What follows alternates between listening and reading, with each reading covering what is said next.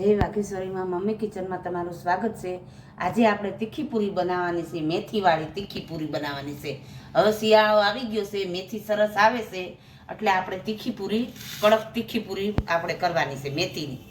તેના માટે મેં ઘઉંનો લોટ લીધો છે, આ મેથી લીધી છે, આ અજમો છે, સફેદ તલ છે, હિંગ છે, હળદર, મસાલો, મીઠું, તેલ અને પાણી, અને આ મેથી ધોવા માટે પાણી આપણે પહેલા ધોઈ નાખીએ।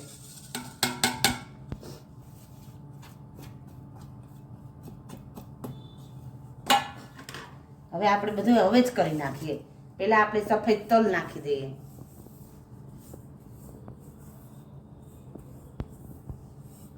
અને આ અજમો છે, અજમો આપણે હાથ વડે આવી રીતના ઘસીને નાખવાનો,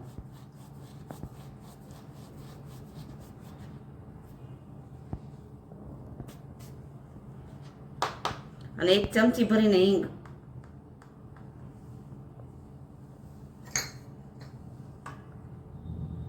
અડધી ચમચી હળદર,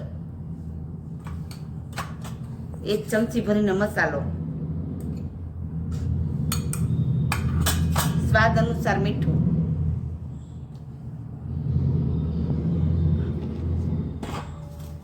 અને તેલ, મોણ માટે તેલ।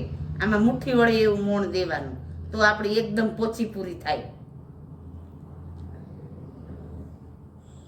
7 થી 8 પાવડા જેવું તેલ। હવે આપણે આ મેથી ધોઈ નાખી છે, ધોઈને આપણે તેલમાં થોડીક સાતળી લઈએ આને મેથીને, પછી આપણે એડ કરી એટલે એકદમ આપણે વણી તો મેથી છે એક પણ બારી ન આવે। તેલ લીધું છે,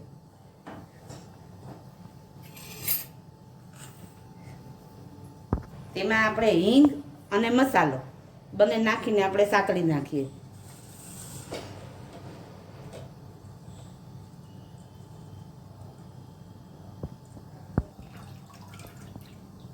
એકદમ આમ નીચવીને લેવાની મેથી, એટલે પાણી બહુ ન આવે।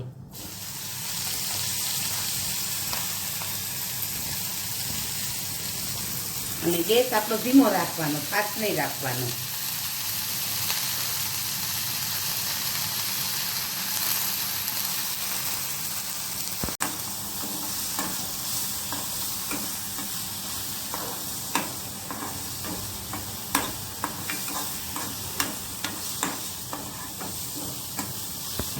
આપણે મેથી એકદમ સકળાઈ ગઈ છે, હવે તેને ગેસ બંધ કરી દઈ અને તે આપણે લોટમાં કણિકમાં નાખી દઈએ।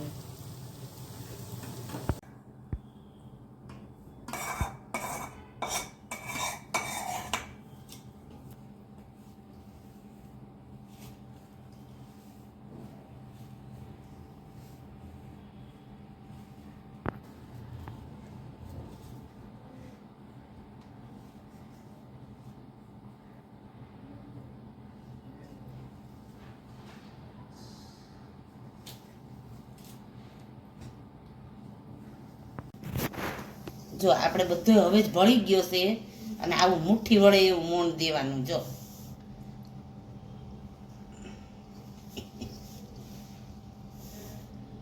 મુઠ્ઠી વળે એવું મોણ દેવાનું। હવે આપણે પાણી વડે થોડુંક થોડુંક પાણી નાખવાનું, એક હારે ઢગલો નહીં કરી દેવાનું, જેમ જોઈએ એમ નાખવાનું।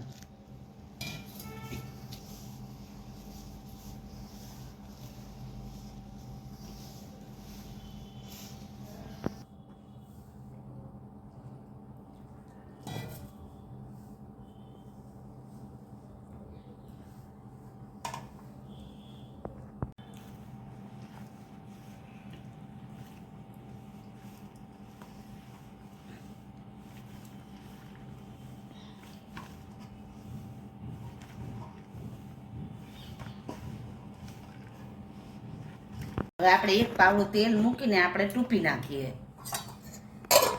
અને પછી આને આપણે 15 થી 20 મિનિટ માટે રેસ્ટ મૂકી દઈએ, પલાળવા મૂકી દઈએ, અને પછી આપણે આગળની વણવા માંડી। આને બહુ કઠણ નહીં, ઢીલી નહીં, આને થોડીક રોટલી જેવી નહીં, પરોઠા જેવી રાખવાની, પરોઠાથી નહીં, સેજ કઠણ।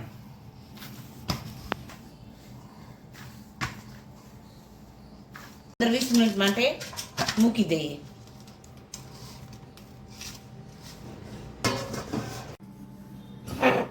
આપણા નાના નાના ગુંડલા ગુંડલા પાડીને આપણે વણી નાખીએ. આ ગુંડલા પાડી નાખાશે, હવે આપણે વણી નાખીએ બધી.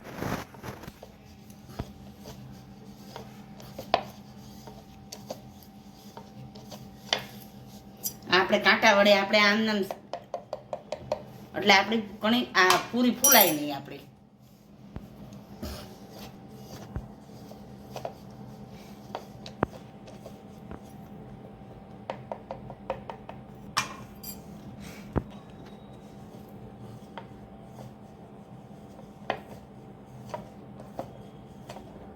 આપણે બધી વણી નાખીએ. હવે આપણે પૂરી બધી વણી નાખી છે. હવે આને 15-20 મિનિટ માટે સુકાવા મૂકી દઈ અને પછી આપણે તળી નાખીએ. પૂરી બધી સુકાઈ ગઈ છે. હવે આપણે તેને તળી લઈએ. આપણું તેલ આવી ગયું છે. હવે તેમાં પૂરી આપણે તળી નાખીએ.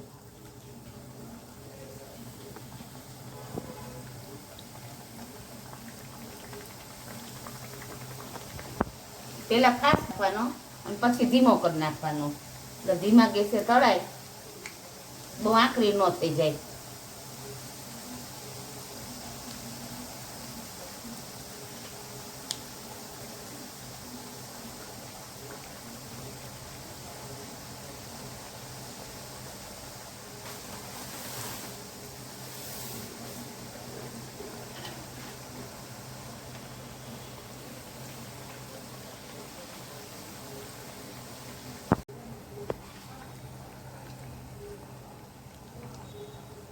કલર જેવી તળવાની. જો આપણી સરસ મજાની પૂરી તળાઈ ગઈ છે. આવી બદામી કલર જેવી કરવાની, બહુ આકરી નહીં.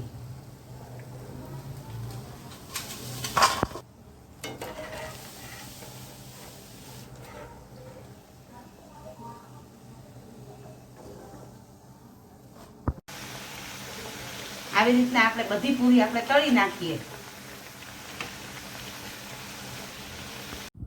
હવે આપણે મેથીની પૂરી તૈયાર થઈ ગઈ છે. જો કેવી સરસ મજાની પોચી એકદમ થઈ છે.